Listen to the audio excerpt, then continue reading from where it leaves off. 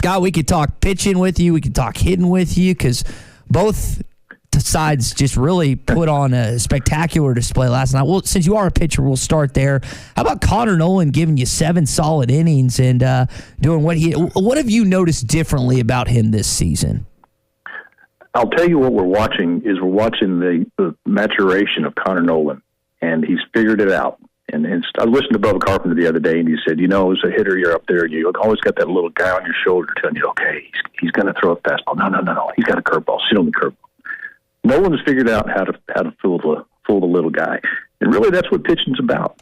Hitters are up there in their mental cases. They're looking for this or they're looking for that, and the situation calls for this. If you can pitch and fool the little guy on the guy's shoulder, you got it made, and that's what he's doing. He's throwing fastballs on breaking ball pitches, but curveballs and locating pitches and sliders, and everything's going down. He gets a ton of ground balls. Everybody's engaged. He gets the ball, he gets the sign, he throws the ball. He gets the ball, gets the sign, throws the ball. Infielders are engaged, so they're always going to be making great plays. Outfielders are ready and they're on their toes if somebody does connect on one. You can tell he and Turner are having a good time. Turner's calling a pitch and he throws it. Turner's slapping the ground. That's what pitching really, really is. When you get to a point in your career that everything's going where you want it to go, it's just fun, and it looks easy. And we watched Nolan. It's not easy. He's got good stuff, always had good stuff. It's just not always easy. This year it clicked. It's taken 5 years, and that's a long time. As a fifth-year guy, he should be throwing the way he's throwing. Hopefully some of these other guys will kind of catch on. Scott, what did last night do for setting the tone of this series, particularly in the ninth inning when Arkansas was able to capitalize on some Florida errors? They hadn't won there since 2012. You're trying to get that 14th straight SEC series win. How did last night, I think it's their 7th straight road game 1 win in the SEC. How did last night kind of to get them going for tonight and tomorrow? Well, it's not just the fact that they won. It's kind of how they won. They had great pitching, and then at the end they had great hitting. They had one inning of what you'd like to see starting in inning 1, but you rarely do. They brought in that kid, and I felt bad for him. He used to call him the gas attendant. He comes in and throws a little gas on the fire, and everything just blows up. His first 2 pitches go out of the park, and the next pitch he hits a guy, next batter he hits a guy, and next pitch gets hit broke in the gap, and he just had that look on his face like, I don't know what just happened there. And it was good to see because that momentum carries you into the next game. So they had the momentum, the great pitching, and the good freight fielding and scratching out a few runs. It's a 3-0 game. 3 runs is nothing in college baseball, especially when you're facing a lineup like Florida where they've got 4 or 5 guys that can leave the yard at any time. Yeah. And so, and they got down to a point we had time to run on base in that last inning. That 8th inning. And so, and it makes your relief pitcher, Vermillion, had to pitch a little bit different in the 9th inning, which it's not nearly as easy or as fun to pitch with a big lead as it is a small lead. If you got a 3-run lead, you're pitching. You got an 8-run lead. Everybody expects you to just throw it down the middle, let them hit it. Throw it down the middle, let it hit it. That can get you in trouble. That can get you in trouble. You stop pitching and start throwing, and you saw a little bit of that in the 9th inning. You want to just have a shutout, and you ended up giving up a run because he's got to groove it. Of course, when you groove it at 95 and 96, it's different than grooving it up there at 85, 86. But it went so well. I think it set the tone for the whole weekend. They'll come out confident today. But the one thing that Dave Van Horn teams do very, very well is you don't let one game become the second game. Every day is a new day in baseball because you've got a new pitcher on the hill. They've got a new pitcher. You've got a new pitcher. And it doesn't matter how well you're hitting the day before, you've got to face a whole different lineup, basically, because as a hitter, you're playing against one guy. You're not playing against the other team. So but it gives you that confidence, and I'm anxious to see how they do today. Former Razorback pitcher Scott Tabor talking a little baseball with us here on the Morning Rush. Scott, one of the other pitchers for Florida was making some headlines amongst Razorback fans, including Kyle Greenwood, who's calling him a crybaby. What did you think of? I think it was their starter that was doing that. I'm having a brain fart for a sec, but what did you think about Florida's pitcher kind of talking to the ump a little bit and him getting a little frustrated? It seemed like. When you've been successful, and he has been very, very successful, he's a tough pitcher. He throws way across his body. He hides the ball really well. got a lot of movement on his pitches, mixes his pitches up, which is why he's one of the top pitchers in the league. If you're not getting those marginal pitches called, but both of them had some great pitches. I catch myself watching a game where you can see it so easy on TV, and they'll throw a pitch, and I go, "That's a strike." Well, if Bubba were sitting here, he goes, "Oh, that's a ball. That's a good take," and I'm sitting there going, "No, that's a strike." Because it's the difference between, as a pitcher, that's where you want to throw it, and I'm also saying, how does he not swing at that? That's a great pitch. He has some pitches that way, and I think he was also a little perturbed that on his big sweeping left-handed curveball, had a couple of guys stand there and just take it. It barely nicked him on the elbow. Well, you used to be, you had to make an effort to get out of the way. Now you just can't make an effort to get hit. So it's different rules. But yeah, it's frustrating as a pitcher, especially when you're going head to head with somebody that is not going to give up a lot of runs. Nolan was just nails, and this kid, the first 3 innings were, from my side of the ball, watching the pitching duel. It's a pleasure to watch. Not nearly as fun to watch as a fan, but watching two really, really good pitchers being at their best, it's a lot of fun. It's kind of the first one who comes unraveled first, gets out of the game. So it doesn't bother me to see the other guy go down. Scott, I think Braden Webb last season was most remembered for the incident at the hot dog stand on Dixon, but he's had a couple good games, including last night, that have really stood out. What did you think of not only his performance last night, but kind of like how he's reinvented himself to a certain extent this season?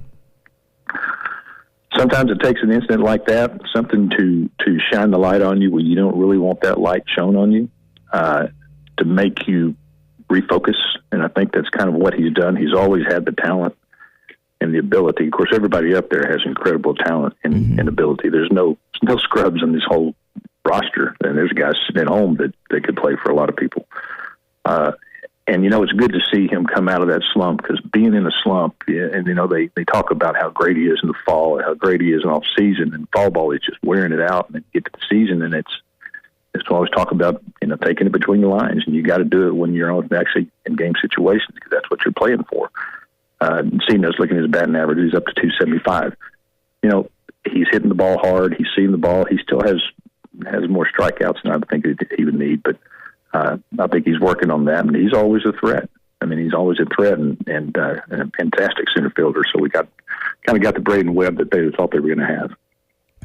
Scott, if you look at this team this season, and I know last night was not necessarily what they've been all year, but the ability to close, and that's what we saw with the 2021 team. They just continuously over and over found ways to close out the games until, unfortunately, the super regional hit. But what have you thought about, and I know the brunt of their SEC competition, it's going to start heating up a little bit with the likes of Ole Miss, Vanderbilt, and some of the other ranked opponents, but them starting off, what have you thought about this team's ability to close out games and close out series to this point to help propel them in the coming weeks? I think that starts off from the top. The way Van Horn coaches, the way he manages his players, the confidence he instills in them, and the fact that they've done it before, and they've done it before. We're not just dominating people, and it's just a strange feeling right now watching baseball. We should be really excited. We're a third of the way through the conference schedule, and nobody really even notices that baseball's playing right now. We're leading by, I don't know, from 2 games or 3 games, and playing very well. Not dominating, but playing very, very well. And so the ability to close out now, especially that we have Tiger in the back end, because that's the one thing that you really, really have to have to be great in this league and great in this time in college baseball, is to have somebody that you can depend on. Last year, Cops came out of nowhere and became invincible. Tiger is kind of taking on that role. I don't want to see him fail, but at some point he's going to fail.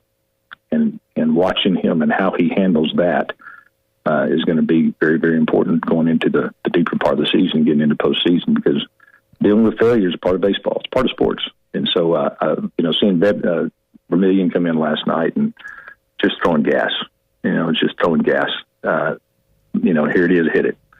And then you have him on the backside. So if things would have gotten dicey last night, where all of a sudden they're putting up 3 or 4 runs in the 9th inning because Zebb's grooving it, I think we probably would have seen Tiger come in to shut it down, because you don't want to give up a game and say, well, we're just going to try to hang on. But I think the whole closing mentality is a team-wide thing. Our hitters are confident. There's nobody that's an automatic out. Our pitchers are confident when they go out, and I think it's showing. Earlier in the season, you could see a little hesitation, a little tentativeness, and poking around the strike zone instead of flooding the strike zone. And so it's getting deeper in the season. Things are warming up, and basketball's finally over. Although recruiting's not over, so it's kind of a continuation. Spring football's kicking in. Everybody's excited about that, and sooner or later, everybody's going to kind of jump on this bandwagon, and we're going to look up and we're 8 games up in the West. And everybody's going to jump on the wagon again, and here we go. Going for another championship. Scott, last thing before we let you go, you referenced Brady Tiger and him being a Mississippi kid, and I know seeing if you're Mike Bianco or if you're Chris Lamonis, Mississippi State and Ole Miss coaches, it's got to be irritating to see his success and that they let him get out of their state, right? Probably so, to a point, more to the fans than to the coaches. Coaches, you see other players, and these guys were all looked at by everybody. These guys are at the top of the list on travel ball and the big area code games, and they know who is who, and they try to get what they need, and they try to get this kid, and they try to get that kid, and I'm talking to Mississippi State, or I'm talking to Ole Miss, and well, I know you are, but here's what you got at Arkansas, and this is what we plan on doing with you. But you don't really know until you get them on campus. But so, yeah, you always have some envy of the other guy. You go, God, we were so close to getting him. So I guarantee it's more important to Brady than it is. I know he's loving it, and when he's pitching against the Mississippi schools, he's wanting to really quiet the bats down. So he's doing a good job with that. No question. All right, Scott, we'll leave it there. We'll talk next Friday, and hopefully we'll have another good discussion ahead as Arkansas continues to progress through SEC play. We'll do it. Baseball's on. Go Hogs. Good stuff from Scott Tabor as BetOnline is your number one source for all your betting needs, sports info, and odds. Find all the latest sports developments, including this week's odds for the Masters Championship and the start of Major League Baseball season. BetOnline is your continued source for all your sporting wagering needs, including live betting and your favorite Vegas casino and poker games. It's super easy to get started, so join today. Learn why everyone is saying BetOnline is the fastest and easiest way to wager on popular sports and games. Bet online, where the game starts.